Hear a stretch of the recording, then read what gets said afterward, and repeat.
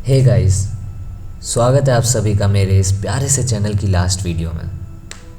मैं फोर्स नहीं करूँगा किसी को इस वीडियो को पूरा देखने के लिए, but if still you वांना watch I will appreciate.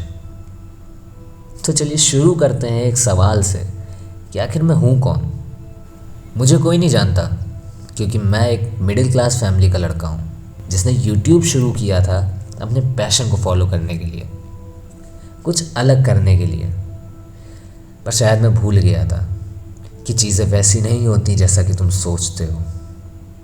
साल था 2024। मैंने अपना पोको F4 जिससे मैं करंटली वीडियोस डाला करता था वो लिया था मेरे बर्थडे के दिन, and I was pretty happy क्योंकि इसकी परफॉर्मेंस काफ़ी अच्छी थी। पहले तो मुझे काफ़ी टाइम लगा इस पर हाथ सेट करने के लिए क्योंकि ये काफ़ी बड़ा फ़ोन था मेरे पुराने फ़ोन्स के मुताबिक, एंड इट वॉज फन। मैं अपने दोस्तों के साथ खेला करता था और मज़ा आती थी। पर फिर मैंने अपने YouTube को वापस से चालू करने का सोचा और मैंने शुरू भी किया। मैंने शॉर्ट्स डालनी चालू करी जिस पे आप लोगों का बहुत सारा प्यार आया और मुझे ऐसा लग रहा था कि हाँ यार, अब तो मैं हार नहीं मानूंगा। पर भगवान को ये भी मंजूर नहीं था। मैं उज्जैन नगरी से महाकाल के दर्शन करके लौट रहा था जब मेरे फ़ोन में मेरे को लेफ़्ट टॉप कॉर्नर पे एक ब्लैक डॉट नज़र आया। मैंने सोचा कि चलो ठीक है, हो सकता है पानी वानी की वैसे ही हो गया हो। अभी तो मेरे पास टाइम है 2-3 महीने का, मैं तब तक अच्छी खासी वीडियोस बना के डाल दूंगा और तब तक मैं पैसे भी इकट्ठा कर लूँगा, फिर मैं सुधरा लूँगा डिस्प्ले। पर वो मेरी सबसे बड़ी बेवकूफ़ी थी क्योंकि मैं घर पहुँचा हूँ, मैं सोया हूँ। अगले दिन मैं कॉलेज जाने के लिए जब उठा, टाइम देखा मैंने, मेरी नज़र टाइम पे नहीं, मेरे फ़ोन की उस डिस्प्ले के हिस्से पे पड़ी जहाँ पे वो ब्लैक डॉट था, क्योंकि वो अब डॉट नहीं रहा, वो एक स्पॉट बन गया था। मैं इमेज डाल रहा हूँ, आप देख लेना, वो ऐसा स्पॉट हो गया था। And I was pretty much nervous, लेकिन मुझे कॉलेज भी जाना था तो मैं कॉलेज गया। मैंने सोचा कि चलो ठीक है, अब बनवाना तो पड़ेगा इसको। तो 1 दिन बीता, 2 दिन बीता, 3 दिन बीता, करते करते 5वें दिन मैंने सोच लिया कि अब तो बनवाना है। सैटरडे संडे मेरी छुट्टी थी, मैंने सोच लिया अब तो मैं जाऊँगा ही जाऊँगा। सैटरडे को कोई था नहीं बनवाने के लिए तो मैंने उस दिन प्लान ड्रॉप कर दिया। सैटरडे को मैं एक और इमेज लगा रहा हूँ, ये सैटरडे की है, सैटरडे की भी नहीं, ये मतलब थर्सडे के अराउंड की है, थर्सडे फ्राइडे की। ये इतनी डिस्प्ले ब्लैक हो चुकी थी and I was so confuse कि अब मैं क्या करूँ, कैसे करूँ, मुझे कुछ समझ ही नहीं आ रहा था। फिर संडे को मैंने जैसे तैसे करके डिस्प्ले बनवाने गया। सर्विस सेंटर पहुंचा, उन्होंने मेरे से पता है क्या बोला, 9,858 रुपीज़ की डिस्प्ले है। मेरे तोते तो उड़े ही उड़े, मेरे पूरे घर के तोते उड़ गए। एंड दे वर लाइक, तुझे ये महंगा फ़ोन दिलाया किसने, कौन था? मैंने मम्मी का नाम नहीं लिया, मैंने ये बोल दिया कि मामा उस टाइम पे, मतलब मेरे मामा ने पूछा था कि किसने तुझे इतना महंगा फ़ोन दिलाया। तो मैंने ये बोल दिया कि उस टाइम पे सस्ता मिल रहा था, मतलब 15-16 का था तो मैंने ले लिया था, सही पड़ रहा था तो मैंने ले लिया। तो बोला अच्छा ठीक है। तो फिर मैंने थोड़ा बहुत रिसर्च करी तो मुझे पता चला कि कैशिफाई पे चलती है रिपेयर पॉलिसी। तो मैं फिर वहाँ पे गया, वहाँ पे मैंने पूछा तो उन्होंने बोला कि ठीक है 6,000 में बन जाएगी। उन्होंने मेरे को बैठा ले रखा काफ़ी देर तक, 6:30 बजे तक मैं बैठा रहा, डिस्प्ले नहीं आई। फिर एक बंदा आया डिस्प्ले लेके, वो डिस्प्ले कंपैटिबल ही नहीं थी। अभी आप यहाँ पे पहले ये सीन देखो मेरे साथ क्या होता है। मैं नेट कुक करे था, मैंने छोड़ा भी नहीं, लेकिन नेट मेरे हाथ से छूट जाता और मेरे मुंह पे ही आके फट जाता है। बताओ मैं ऐसे में रिकॉर्डिंग करूँ तो करूँ कैसे? मेरे क्लच की तो ऐसी तैसी कर दी ना इन लोगों ने। पर ठीक है, कोई नहीं, छोड़ो। तो वही था कि मतलब फिर वो डिस्प्ले लेकर आया, वो कंपैटिबल नहीं थी, वो ऑन नहीं हो रही थी। तो अब बंदा परेशान, मैं भी परेशान कि अब क्या करें। उसने कहा 15-20 मिनट रुको, मैं लेकर जा रहा हूँ फ़ोन और कंपैटिबल डिस्प्ले लेकर आता हूँ। मैंने कहा कर भाई, और कोई चारा भी तो नहीं है, तू कर जो करना है। वो गया, वो लेकर आया और फिर वो मेरा वर्स्ट डिसीज़न था। मैंने वो 5500 की डिस्प्ले लगवाई, क्योंकि वो एक कॉपी डिस्प्ले थी। उसने मेरे से बोला कि अभी आप काम चलाओ, जब तक चल रहा है नई डिस्प्ले आ जाएगी मैं तब लगवा दूँगा। मैंने कहा ठीक है। मैं घर आया हूँ, पहली चीज़ मैंने जो नोटिस करी इसमें कि 120 हर्ट्ज़ की रिफ़्रेश रेट पे सेट होने के बावजूद ये डिस्प्ले 60 हर्ट्ज़ पे कैप थी, मतलब 60 हर्ट्ज़ से ऊपर जा ही नहीं रही थी। इसका रिफ़्रेश रेट, स्मूथनेस जो था वो 60 हर्ट्ज़ पे लॉक था।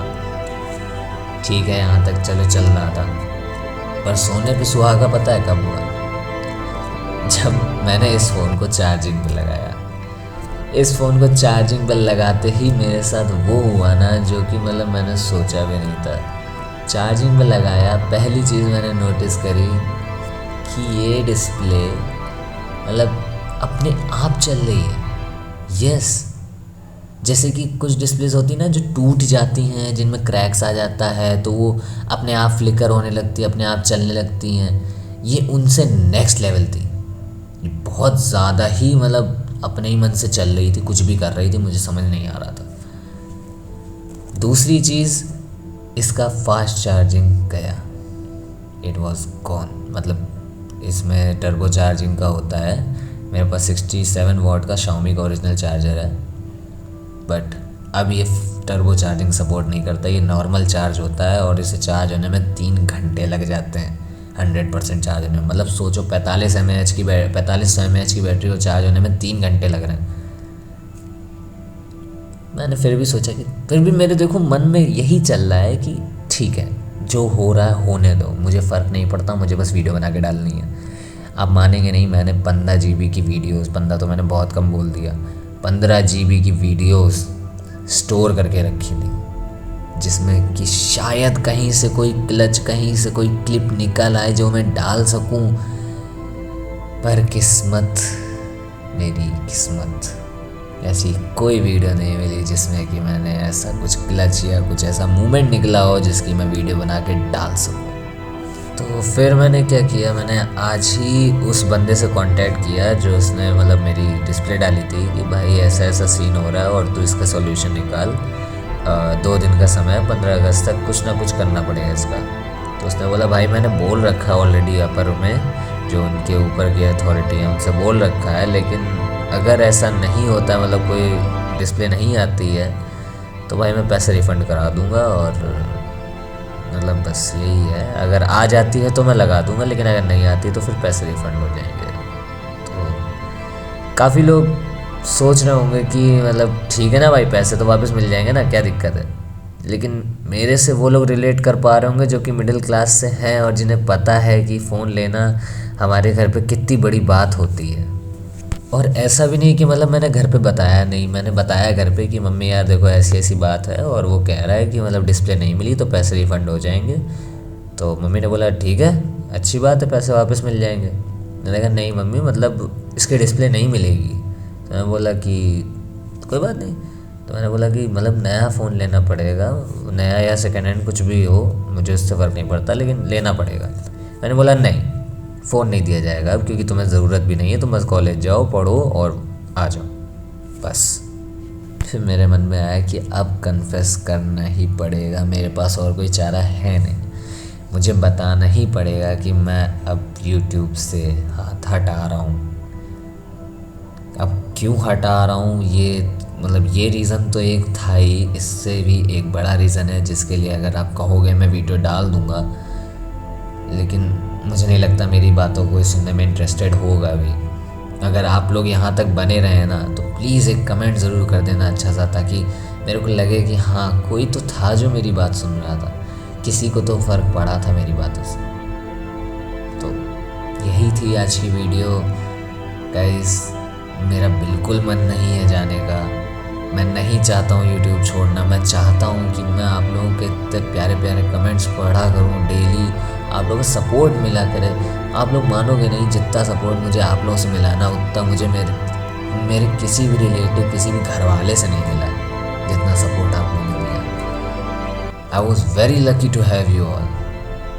इसलिए गाइज मैं नहीं जाना चाहता हूँ, लेकिन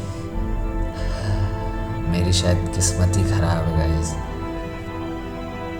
thank you for everything guys.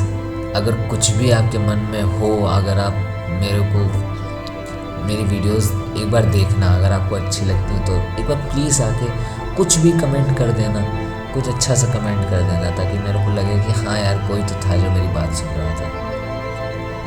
बाकी मेरे पास अब और कुछ बचा नहीं है कहने को। मैं बस यही कहूँगा कि सॉरी गाइस, आप सबको निराश किया। मैं अब वीडियोस नहीं डाल पाऊँगा, इसलिए good bye. Black order XT signing out.